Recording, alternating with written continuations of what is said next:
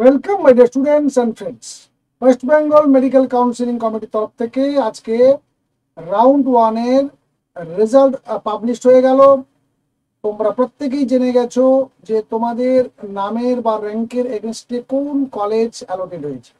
তারপরেও তোমাদের অনেকের মনে বেশ কিছু প্রশ্নের উদয় হয়েছে যে কারা তোমরা রাউন্ড টুতে যেতে পারবে, আপগ্রেডেশনের জন্য কারা যেতে পারবে বা কিভাবে যাবে, সেখানে আবার তোমাদের ফিস পেমেন্ট করতে হবে কিনা, এই সমস্ত যাবতীয় প্রশ্নের উত্তর তোমরা এই আপডেট থেকে পেয়ে যাবে। তাই ভিডিওটি স্কিপ না করে দেখবে এবং শেষ পর্যন্ত দেখবে। চলো, কাউন্সিলিং বুলেটিনটি বেরিয়েছিল ওয়েস্ট বেঙ্গল মেডিকেল কাউন্সিলিং কমিটির তরফ থেকে। সেই কমিটির সেকেন্ড রাউন্ড কাউন্সিলিং কারা কারা করতে পারবে, কি ইনফরমেশন ছিল, সেইটা একটু ভালো করে দেখে নিই। এই মুহূর্তে আমরা দেখো রাউন্ড টু কাউন্সিলিং প্রক্রিয়াতে কারা কারা পার্টিসিপেট করতে পারবে সেই পেজটাতেই রয়েছে। Already verified candidate in round one, অর্থাৎ যারা রাউন্ড ওয়ানে ভেরিফাই করেছো, ডকুমেন্ট ভেরিফিকেশন করে ফেলেছো, and who have filled up choice in round one were allotted and admitted in round one। তোমাদের নামের এগেস্টে কলেজ অ্যালট হয়েছে, অ্যাডমিশন নিয়ে নিয়েছো রাউন্ড ওয়ানে, and provided willingness for participation in round two, এবং তারপর কলেজের গিয়ে তোমরা তোমাদের ইচ্ছা প্রকাশ করেছো রাউন্ড টুতে পার্টিসিপেট করবে, তারা রাউন্ড টুতে পার্টিসিপেট করতে পারবে। Number two, already verified candidate in round one, যারা রাউন্ড ওয়ানে ভেরিফিকেশন কমপ্লিট করেছো, who filled up choice in round one, round ওয়ানে চয়েস ফিল করেছো, but were not allotted in round one, আর অ্যালোটেড মেরিট পজিশনের জন্য বা তোমাদের কম মার্কসের জন্য বা র্যাঙ্ক বেশি হওয়ার কারণে তোমরা অ্যালটমেন্ট পাওনি, তারা অ্যালাউড হতে পারবে ফর রাউন্ড টু।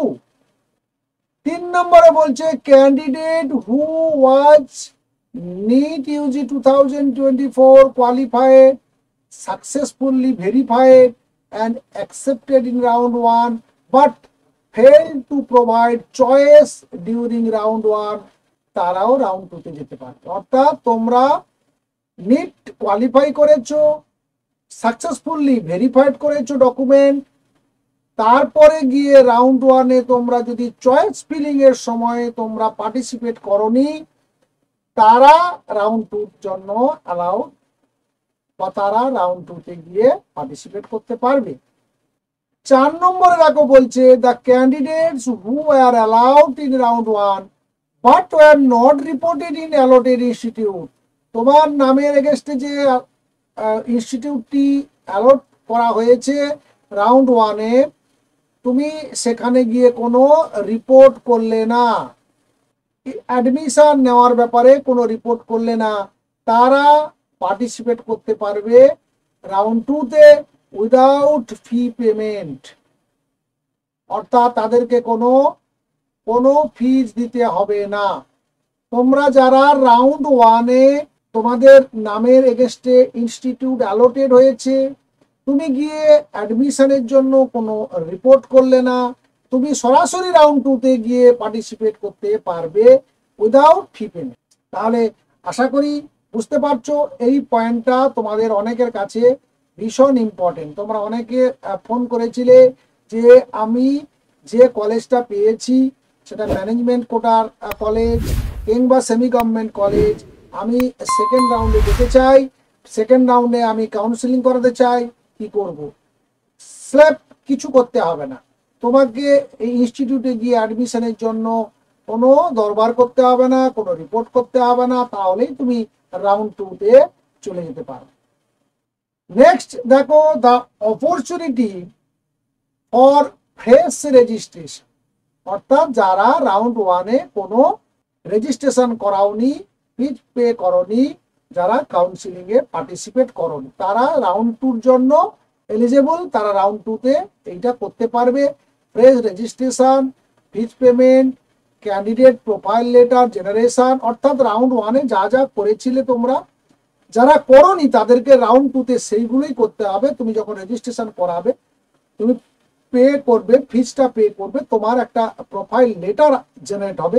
তারপরে তুমি সেই প্রোফাইল লেটারটা জেনারেট হওয়ার পর সেই প্রোফাইল লেটারে তোমার ফিজিক্যাল ভেরিফিকেশান বা ফিজিক্যাল ডকুমেন্ট ভেরিফিকেশান কোথায় হবে সেটা উল্লেখ থাকবে।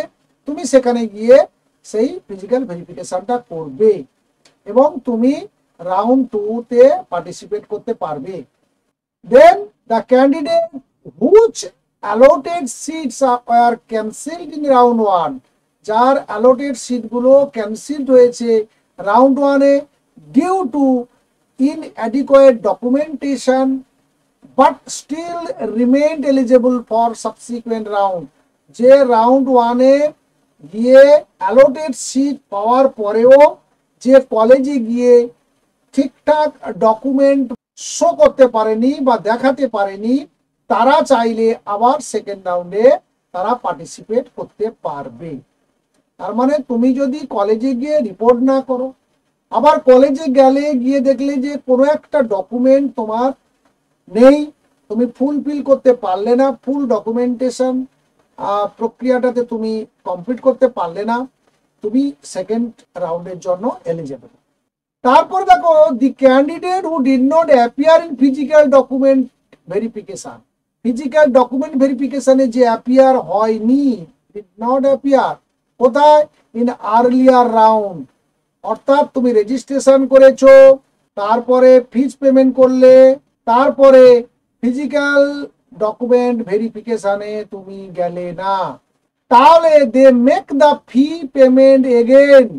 এইখানে বলেছে তাদেরকে আবার ফি পে করতে হবে, এগেন তোমাদেরকে আবার ফিজ পে করে তোমাকে রাউন্ড টুর জন্য অ্যাপিয়ার হতে হবে। আশা করছি ক্লিয়ার হতে পেরেছো। আরো কয়েকটা ক্ষেত্র রয়েছে। Non verified candidate till round two পর্যন্ত যে ভেরিফাইড নয় বা ডকুমেন্ট ভেরিফিকেশন যার হয়নি, candidate who has not filled up choice in round two is not allowed in round two counselling, অর্থাৎ তুমি যদি রাউন্ড টুতে আবার চয়েস ফিলিং না করো সেক্ষেত্রে তুমি রাউন্ড টুর জন্য বিবেচিত হবে না।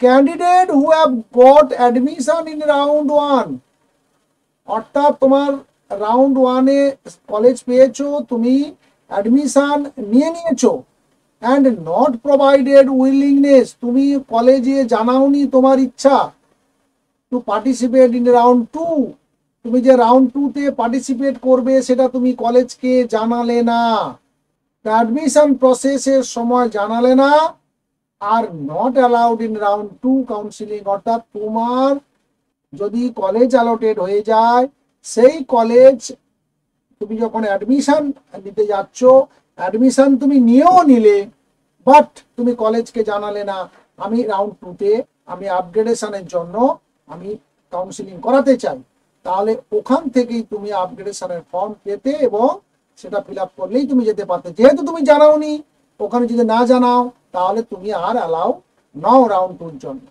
The candidates who have surrendered seat after admission, round ওয়ানে কলেজ পেয়েছো, অ্যাডমিশন হয়েছো, কিন্তু অ্যাডমিশনের পরে তুমি গিয়ে বললে না আমি পড়তে চাই না, আমি সিটটা সারেন্ডার করতে চাই, সেক্ষেত্রেও the round 2 are not allowed to participate, ওই ক্যান্ডিডেট আর রাউন্ড 2 তে পার্টিসিপেট করতে পারবে না, দে আর আউট অফ কাউন্সিলিং প্রসেস।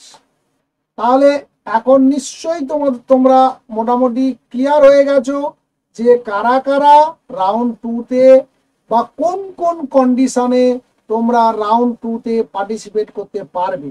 অর্থাৎ যারা আরেকবার দেখতে চাইছো রাউন্ড ওয়ানে আমাদের পছন্দ মতো কলেজ পাইনি, আমরা রাউন্ড 2 তে যেতে চাই, কাদের কাদের সেই সুযোগটা রয়েছে এবং কোন কন্ডিশনে তোমরা সেই সুযোগটা নিতে পারো, আশা করি ক্লিয়ার হয়ে গেছে। সেই সঙ্গে অবশ্যই তোমরা দেখে নেবে যে ডকুমেন্টগুলো কি কি লাগবে। তোমরা অনেকে ডকুমেন্টগুলো ঠিকঠাক শো করতে না পারার জন্য রাউন্ড ওয়ানটায় তোমরা মিস করলে, তোমরা ডকুমেন্টগুলোকে সব গুছিয়ে ফেলো। আমাদের এই চ্যানেলে দুদিন আগে আমরা একটা ভিডিও আপলোড করেছি, সেখানে ফুল ডকুমেন্ট যে লিস্ট রয়েছে সেগুলো তোমরা দেখে নাও, আরেকবার দেখে নাও, দেখে নিলে তোমরা পরিষ্কার বুঝে যাবে। আশা করছি তোমাদের প্রত্যেকের রাউন্ড 2-তে তুমি পার্টিসিপেট করতে পারবে কিনা, বা করলে কোন কোন কন্ডিশন তোমাদের সামনে আসছে, আবার ফিস পে করতে হবে কিনা, এই সমস্ত উত্তরগুলো পেয়ে গেলে তাই দেখা হচ্ছে তোমাদের সঙ্গে নেক্সট ভিডিওতে নেক্সট ইনফরমেশন নিয়ে। ভালো থাকবে, সুস্থ থাকবে, প্রত্যেকের জন্য থাকলো আমার তরফ থেকে শুভেচ্ছা এবং শুভকামনা। Thank you.